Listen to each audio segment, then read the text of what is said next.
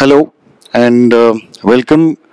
I am in conversation with one of the foremost intellectuals, scholars, and in fact, one of the pathbreakers in what can be called the resurgence of or the intellectual resurgence of Sanatana Dharma after India attained independence, and more so during the decades of the 1990s. Uh, it's my great honor, a privilege, and a great pleasure to be in conversation with Shri David Frawley or Pandit Vamdev Shastri. Welcome to this conversation. So the topic of our discussion is Shri David Frawley's new book, or rather updated edition of his old book titled Arise Arjuna, Hinduism Resurgent in a New Century. So this book is a revised edition of his earlier book by the same name. It's vastly expanded with and covering new topics with the passage of time. And I have also had the fortune of writing a preface to it, to forward to it. So before we begin, congratulations, Vamadeva ji. Your initial thoughts on why you felt the need to write a revised edition. Yes, thank you, Sandeep. Yes, because these issues continue over time. The book was originally written in the 90s. I think it might have come out in 1995. But we've seen that there's been a Hindu awakening since then. At the same time, we're reaching the kind of the main point of transformation, or the main point of crisis, 2019. So this movement has come forth, but now the question is, can it come into resurgence and dominance and fully express itself? And my feeling is that it can, but it needs a new effort, a new inspiration, new motivation, and we need this new generation to take up this cause of Hindu or Bharatiya resurgence. It is happening to some degree, but it needs to be pushed forward because there are so many inimical forces also working against it. So you have covered quite a ground in your opening remarks. So I'll pick up a couple of points from that. Is it a correct characterization if I say that Arise Arjuna, Hinduism resurgent in the new century? Would I be correct if I describe it as a plea and a call to action and a sort of weapon, intellectual weapon, to counter the forces that you just mentioned? Yes, absolutely. Because today our Kurukshetra is in the information media, the new technology, politics, diplomacy, education, media. It's not always so much the old battlefield type war, but there is a definite clash not only of civilization, but of values, of spiritual forces. And in this regard, India holds that spiritual force of humanity, that yogic power, that Vedantic Vidya that needs to be preserved and also expanded for a new century, a new millennium, and for the planet as a whole. So, as a personal confession of regard and respect, Arise Arjuna has been one of the prime books in my own intellectual and scholarly evolution, apart from other great publications from Voice of India. It could be Sitaram Goel's books or Ram Swarup's books and even Conrad's books. So it actually belongs in a totally different league, and you are an American. Yes. Who has become a Hindu. Yes. And every day around me, since my adult age, I see a lot of people Indians who want to become Americans. Yes. What explains? Well, we've always seen this wave since the colonial era of people in India, and particularly under the British influence, wanting to become more Western. And even today, Hindus, sometimes even traditional Hindus, influenced by the Western culture. To some extent, Westernism has also become associated with being modern, being scientific, and people have confused this type of intellectual growth, scientific growth, with a kind of cultural or even religious change as well. And that is what we have to understand and guard against. There are things of value in the Western culture in terms of science, technology, organization, administration, but that doesn't mean the Western model of civilization is preferable, is truthful, or even that science has the ultimate truth as to the reality of who we are. So the Indian mind, and Hindus in general, have to recognize that there is also a deeper tradition in India, dharmic tradition, knowledge of consciousness, knowledge of the universe at another level, and simply to imitate the West, you'll lose your own deeper heritage, and you may not pick up the best in the West, you may also pick up some of the worst. Right. So you have a chapter in your book that says the crisis of the Hindu psyche. Yes. What is it? Well, the basic crisis in the Hindu psyche is that it's alienated from itself. It's taken in all the negative criticisms and all the wrong perceptions of India and Hindu Dharma.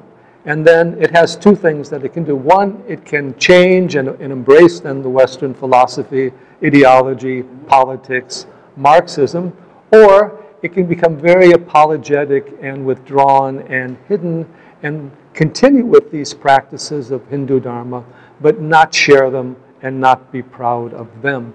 So it's important that Hindus realize that there is also an expansive alternative, which is to return to the core inspiration as we had in Gita, Mahabharata, and bringing out the deeper tradition and teaching, and not looking at the Hindu Dharma by alien eyes, wrong values, wrong terminology, but using it as a force of raising consciousness and bringing a greater spirituality and harmony into the world as a whole.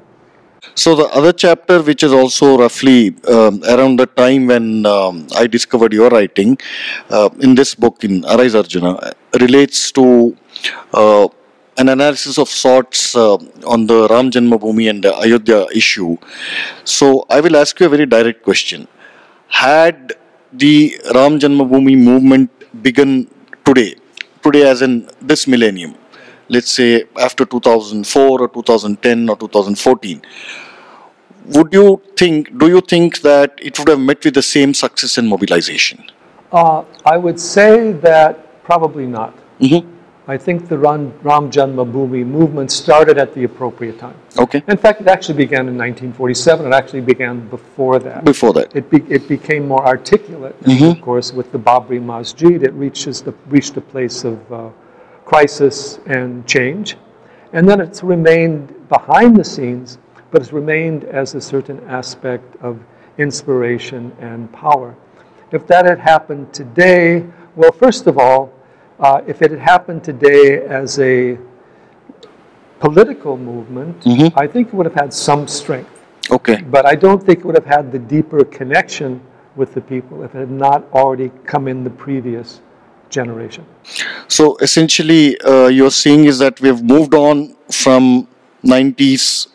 There's been at least 1.5 generations, which is what would prevent that kind of a response that we received in the 90s. Is that correct?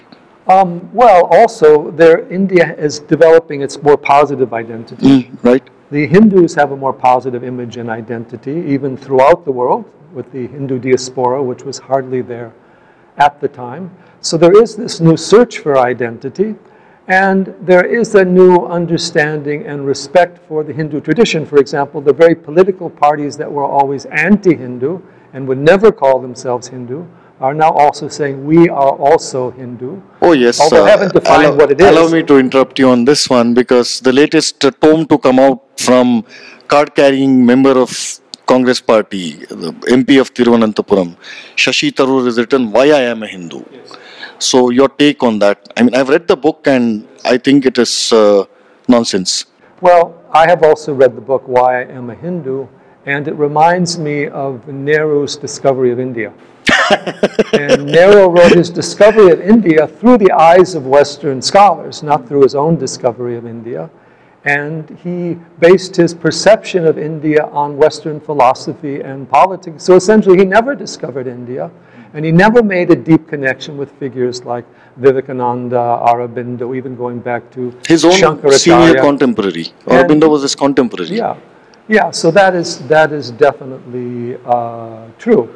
Now Thoreau also uses his discovery or becoming why I am a Hindu actually to discredit other Hindus, particularly those he calls Hindutva, or those who are using Hinduism as a political expression, or even, he would say, hijacking Hinduism for political causes.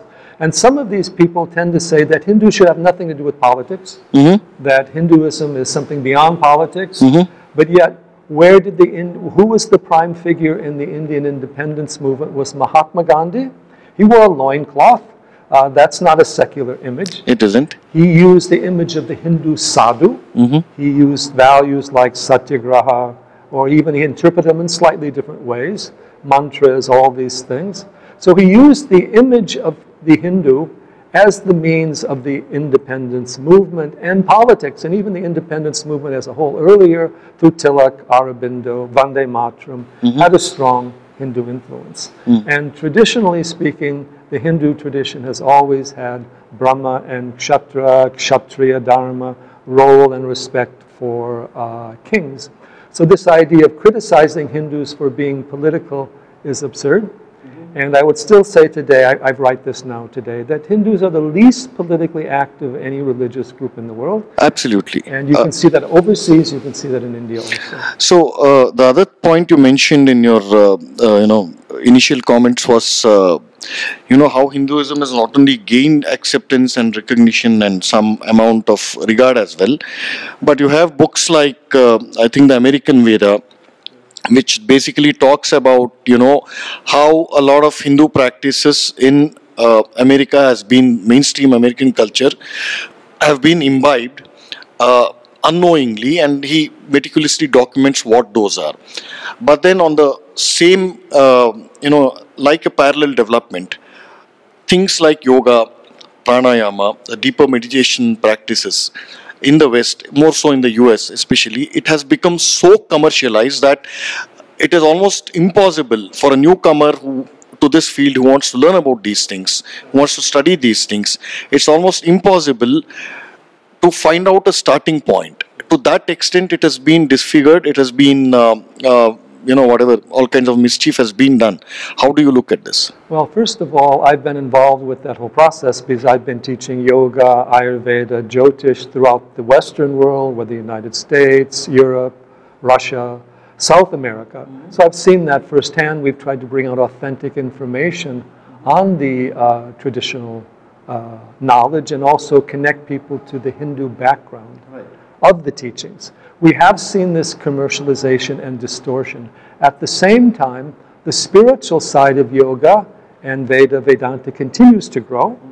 And we've seen new things. For example, the current generation into this greater yoga, Ayurveda, Vedic field in the Western world now has kirtan, puja, bhakti fast, and respect still for a lot of the great gurus of India. It's not the dominant asana model in the outer commercial sense, but it is very much there. Now that commercialization and expropriation is also happening, particularly when more intellectual types in the West. Wendy Donigers of the world. No, I mean also people who are in the yoga or not even Vedanta, Buddhist movement, etc., decide that they need to westernize, modernize, or intellectualize these traditions.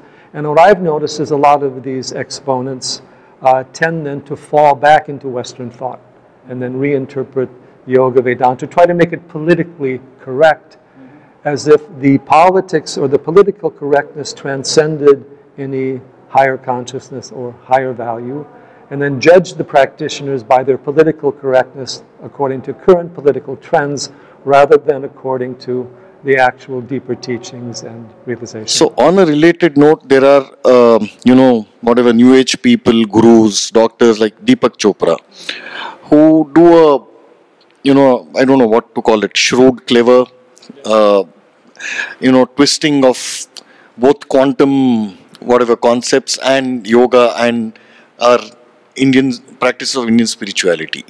How do you reconcile that? Yes, we've also seen that. In fact, the other thing that's very interesting is the yoga, Vedanta, even Buddhism, Ayurveda, has very much impacted the healing, the medicine, and the psychology in the Western world. So what happens is people in the West want to take up these practices for their personal benefit, but they don't really understand the cultural connections, and their teachers may not tell them that. So they may not know it's part of the Hindu tradition. They may not know the broader connections. What Maharishi and Mahesh Yogi did, which Deepak also follows, is they tried to put out a model of Vedic knowledge where you have yoga, where you have Ayurveda, Yoga, Vedanta, Jyotish, etc., which is fine.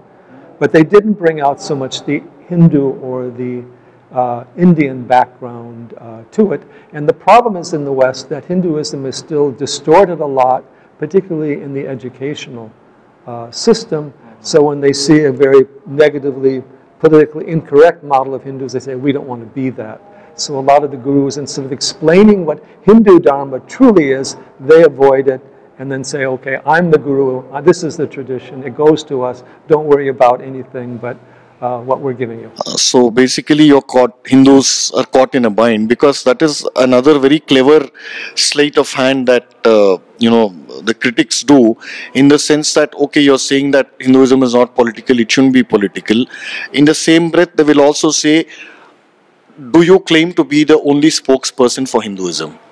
Given an extremely pluralistic and accommodative and highly inclusive system like Sanatana Dharma, when this is brought into the mainstream realm of this mainstream political thought, or different tactics, ideological tactics to either push you into a corner or box you somewhere or bait you in many forms, how important is it, or how relevant is it in today's context that, okay, I am the spokesperson for Hinduism? Like, for example, there are a lot of people who criticize the RSS, the VHP, various Hindu organizations, saying you are not the custodians of Hinduism. Or some other, even genuine gurus and Swamijis, they say that, who are you? Are you the authority on Hinduism? So when this is a big problem in India itself, I can only imagine dimensions it has taken in the US.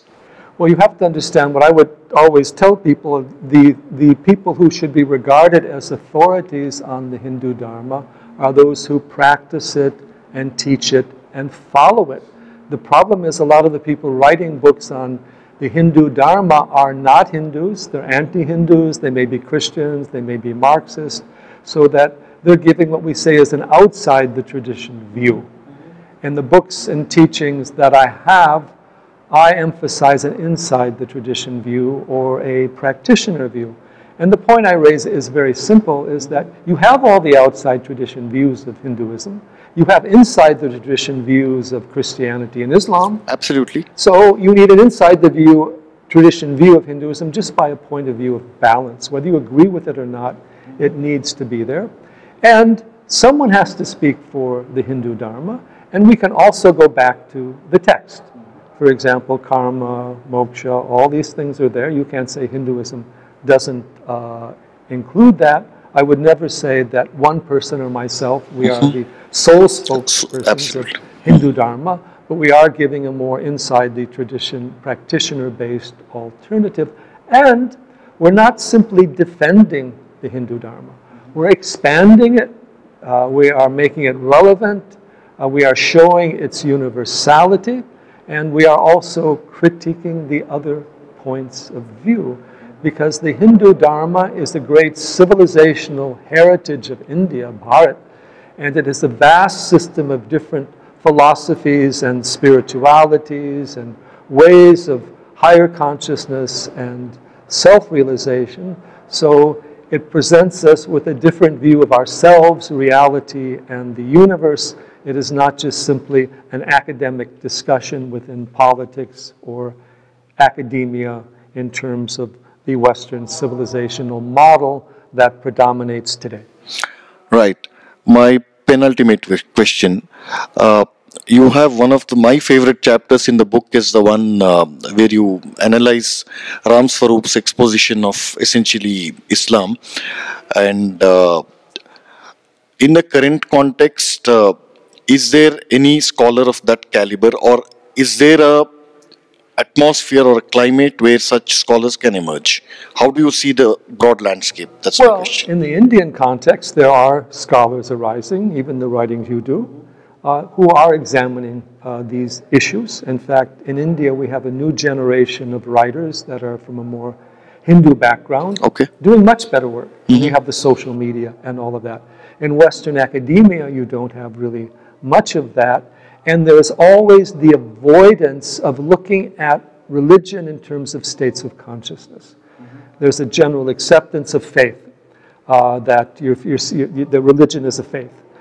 Religion, or true spirituality, is a way of knowledge. Veda, Vidya, Hindu tradition emphasizes knowledge. So then theology matters. There are states of consciousness, and the question then arises, are these religious experiences that people have all of the same level of consciousness? Are they higher? Are they lower?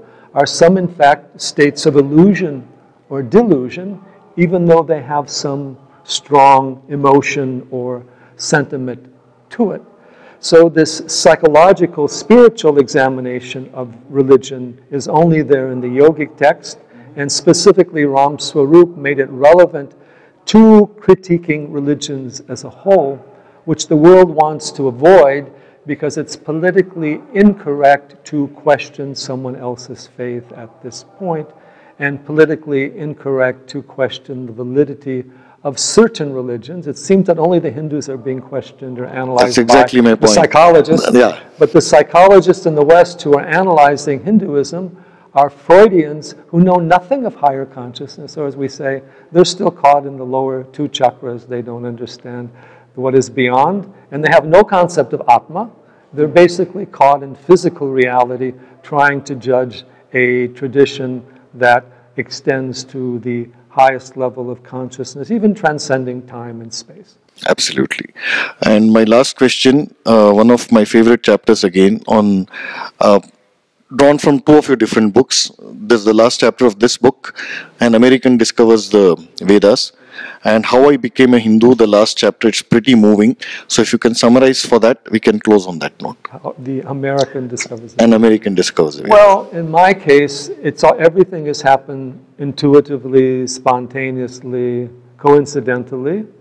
And strangely enough, when I began studying yoga, all those things, something drew me first to Vedanta and Shankara, starting with other teachers like Yogananda and yoga practices, and then through Aurobindo into Vedas.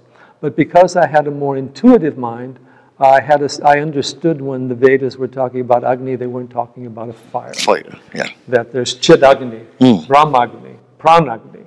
Agni is the light energy, intelligence, consciousness force behind the universe. The Jivatma, the individual soul, is the Agni within us. Paramatma is the transcendent Agni. So somehow I was able to make that leap of, I hope, understanding rather than faith, and have a sense of the deeper meaning behind these teachings. On the other hand, the Advaita Vedanta is very logical and very clear and easy to understand even from a non-intuitive level. But it still tells us that we have to do the understanding of the teaching, we have to do the thinking, the manana, and we have to do the deep meditation about the teaching. Because the Hindu Dharma is teaching us how to evolve and grow in consciousness. So Rise Arjuna is also about awakening that inner being within us, but also recognizing that that inner being needs to express itself in the outer world as well. We cannot let the negative forces have the world because simply we're spiritual. It doesn't work that way. And in the modern world, we need that. We need that even more. Yeah, and the Arjuna is we need to speak, we need to teach, we need to bring the knowledge out, we need to critique the negative forces, and also expose the basic hypocrisy, because the other systems of thought are not based upon a higher consciousness. They're caught in physical reality. Even in Islam and Christianity, heaven is a physical world. It's a glorified physical world.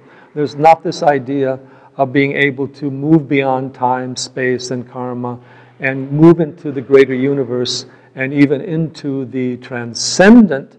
That is the deeper teaching of the Dharmic traditions and the promotion of ways of meditation over any type of faith or belief. Ultimately, you must go beyond belief to the direct perception of truth, but we have to bring that truth into humanity, or humanity today will fall into the influence of all the commerciality, belief systems, enjoyment systems, and lose its higher awareness. I think, sorry to cut you, I think essentially one, quick way of showing the fundamental difference between Abrahamic faiths and Hinduism is to look at their attitude towards nature. Yes, absolutely.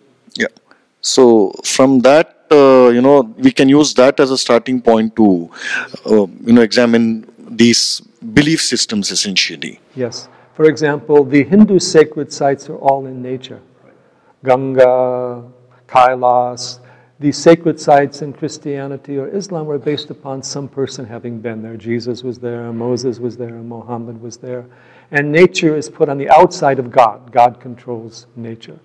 In this Hindu tradition, the universe is one consciousness.